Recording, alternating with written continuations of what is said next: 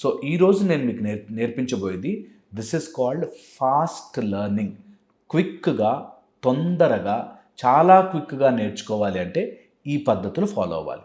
Number 1, ఏదైనా చదవాలి అనుకుంటే ఫస్ట్ మీరు చేయాల్సిన పని ఆ సబ్జెక్టు గురించి నాకు అసలు ఏం తెలుసు, నాకేం తెలీదు, ఇప్పుడే చదువుతున్నాను అని మొదలు పెట్టకూడదు.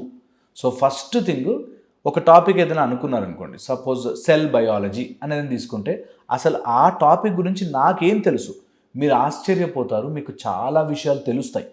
10 నిమిషాలు నేను రాస్తాను, నాకు తెలిసినవన్నీ రాస్తాను అని చెప్పి కనుక మీరు పేపర్ పెన్ పెట్టుకుని రాయడం స్టార్ట్ చేస్తే మీకు ఆల్రెడీ చాలా విషయాలు తెలుసుంటాయి.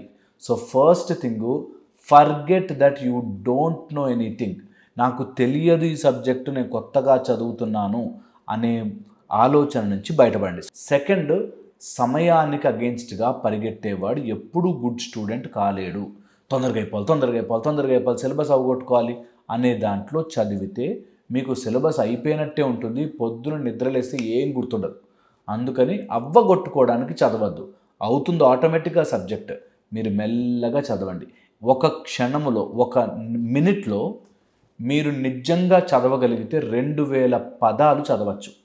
2000 కూడా వద్దండి, అంత ఫాస్ట్ మేము చదవలేము. 200 పదాలు, 200 కూడా చదవలేము. 20 పదాలు, 20 పదాలు మీరు చదివితే ఒక నిమిషంలో ఆ 20 వర్డ్స్ మీకు గుర్తుండిపోయేలా చదవాలి.